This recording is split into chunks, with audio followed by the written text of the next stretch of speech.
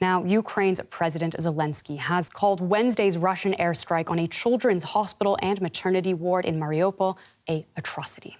Now, this attack and the chilling scenes from its aftermath can only increase pressure on Western allies to help Ukraine. On Wednesday, the EU added 160 more Russian oligarchs to its blacklist as it tightened sanctions. But despite Zelensky's pleas, German Chancellor Olaf Scholz has said that fighter jets will not be part of the assistance Germany is providing. And he maintained that diplomacy is needed to resolve the conflict. It doesn't make sense to resolve this conflict militarily. What we need now is a diplomatic solution, and that's what we're striving for in coordination with our international partners. We hope the discussions between Ukraine and Russia will yield solutions, and that we can find a way to help us get out of this situation. In Washington, that commitment to keeping up diplomatic and economic pressure was echoed by U.S. Secretary of State Antony Blinken. I'm convinced that we will see a strategic defeat of President Putin and the propositions he's put forward. We'll accomplish this by backing Ukrainians in their fight, by remaining united in holding Russia accountable through the devastating sanctions, the diplomatic isolation, and other measures. And we've already seen that Russia's failed in its chief objectives. It's not been able to hold Ukraine. It's not going to be able to hold Ukraine in the long term, again, no matter what the tactical victories it may achieve are. A discussion among Western allies over how to indirectly provide Ukraine with fighter jets has been overshadowed by concerns that any overt military support could raise the risk of a wider conflict. NATO Secretary General Jens Stoltenberg cautioning against anything that could escalate the war. NATO has a responsibility to ensure that this conflict does not escalate beyond Ukraine, because this would be even more dangerous, destructive and deadly for Ukraine and for all of us. And I'm pleased to be joined now by Wesley Clark. He is a retired four-star general of the U.S. Army and former NATO Supreme Allied Commander in Europe. A very warm welcome to the day, sir. 23 years ago, in March 1999, NATO, under your command, intervened in Kosovo. When you look at the refugees fleeing Ukraine, when you look at these long lines arriving in Germany, in Poland, does that bring back memories from those times? Yes, it does. Back then in Kosovo, NATO intervened. Now in Ukraine, as we've heard, NATO saying that it's best to stay out. How do you explain that to a Ukrainian family that is hiding in a bomb shelter? It's inexplicable to the Ukrainian family in a bomb shelter. I understand what the NATO Secretary General is saying. He's a superb leader, and he's done an excellent job with NATO. But the truth is that NATO has to come to terms, and the United States has to come to terms with the implications of what this aggression means by Russia directed against Ukraine. Any negotiations will be determined by the outcome on the ground. The outcome on the ground is determined by the resistance of the Ukrainians. The Russians have proven themselves a relatively inept force. And I would remind all of our European listeners that escalation by Mr. Putin is not solely under the control of NATO. No matter what NATO does or doesn't do, Mr. Putin may decide to escalate. So it's imperative that we sustain the Ukrainian forces in the fight. The Russian forces are defeatable on the battlefield, and even if they aren't, as Secretary Blinken has said, Russia can face a strategic defeat over the midterm from this. And what does that actually look like in practical terms, sustaining Ukrainian forces? That means providing them javelins, stingers, and as much anti-air and air support as is feasible to do. So do you support a no-fly zone in Ukraine?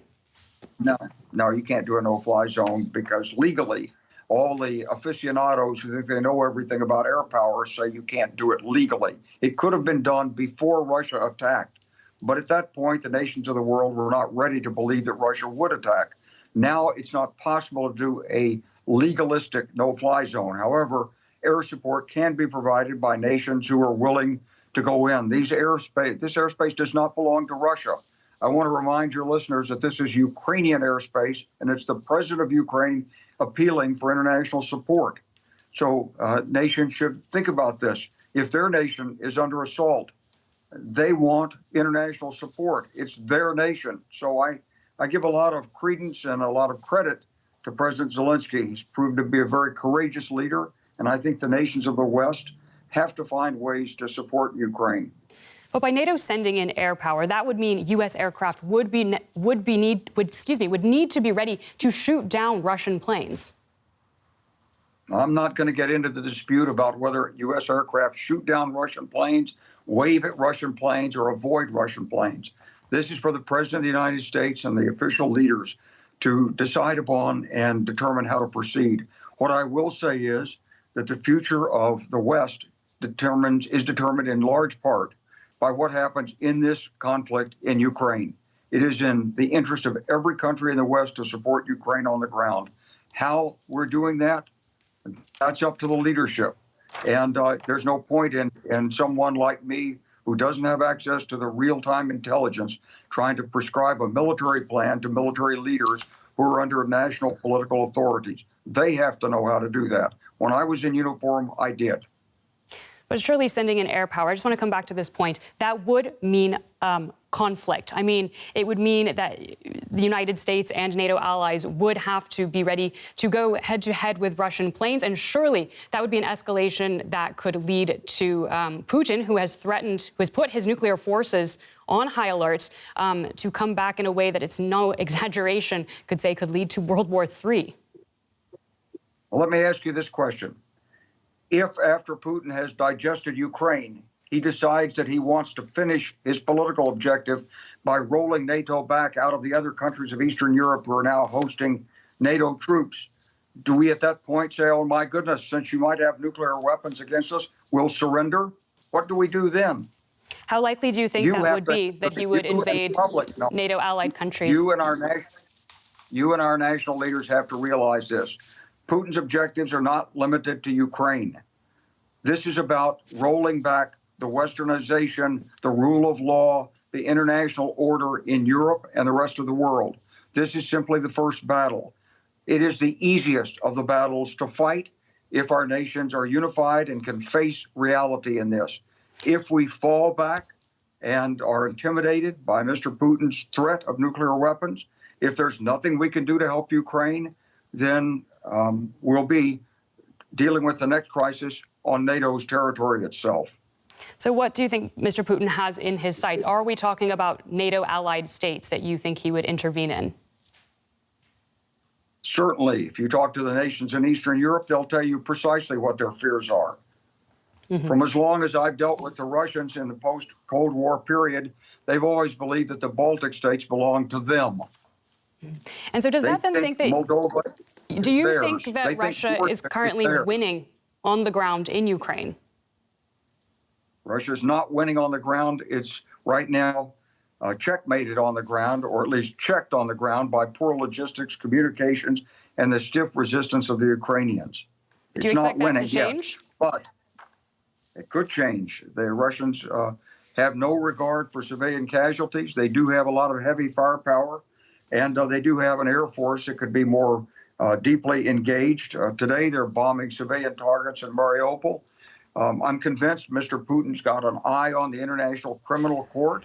He's trying to steal Ukraine as quietly and quickly as he can using the threat of nuclear weapons, but he will use massive firepower if necessary.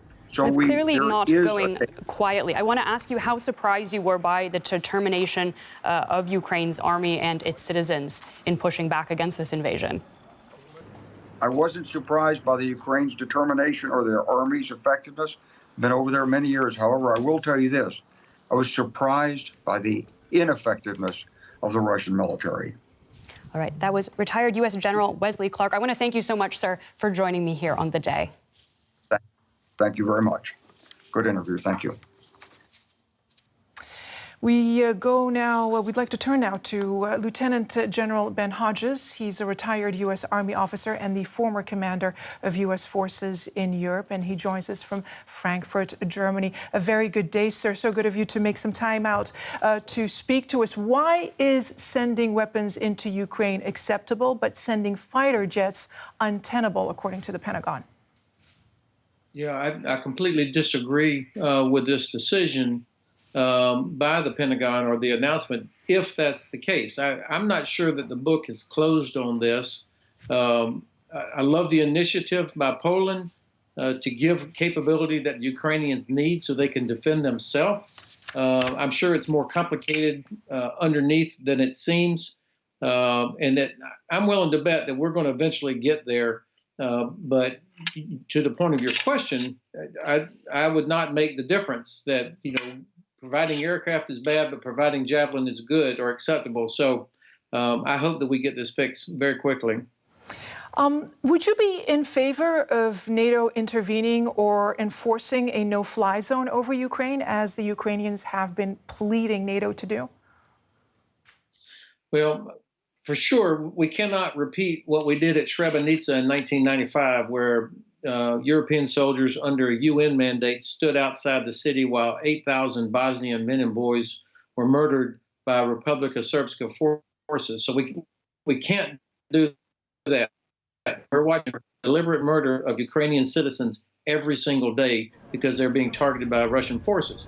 Still, this is not inconsequential. If NATO gets inside Ukrainian airspace and on the ground in Ukraine, that potentially changes the nature of what's going on here. For sure, NATO air forces would destroy Russian air forces, but the bigger point is, what are the implications?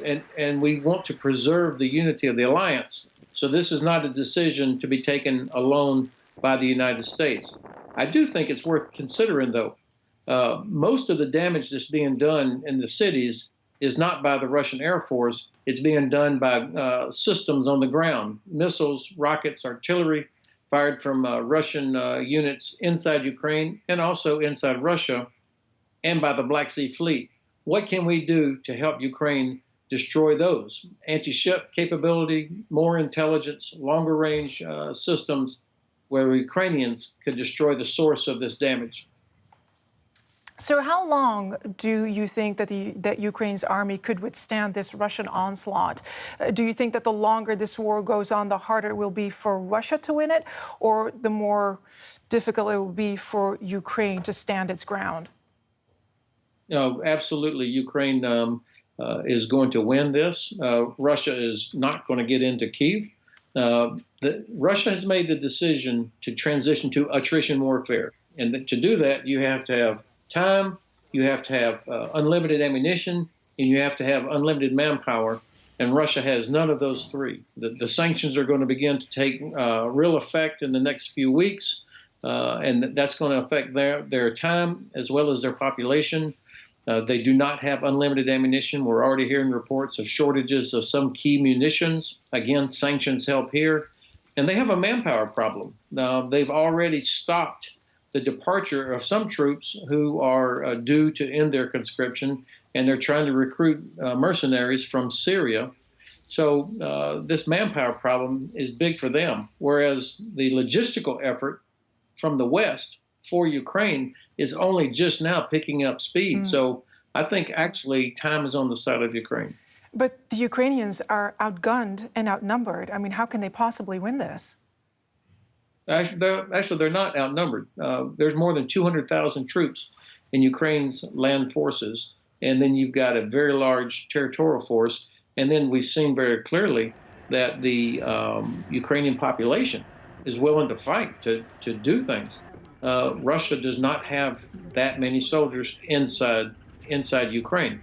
So they're not outnumbered. Clearly, the Russians have the advantage from sea power and, at this point, air power, but they have not demonstrated the overwhelming air power superiority that, frankly, I would have expected. So I think that in this case, because the logistics is going to is improving for the Ukrainians, and it only gets more difficult for the Russians, I think that Ukraine, as long as the West sticks together and continues to support, I think Ukraine has a chance to come out of this on the right side. And in conclusion, sir, I just want to ask you, should the U.S. engage with Russia? Should the U.S. engage directly with the Kremlin to stop this bloodshed? Well, here's what we should be doing. On April the 1st, 1 April, 130,000 young Russian men, 19 and 20 years old, have to report for duty at conscription centers. This is the scheduled next wave of conscription. That means 130,000 families are about to send their son and brother off to become cannon fodder as privates in the Russian army to fight in a war of Slavs against Slavs.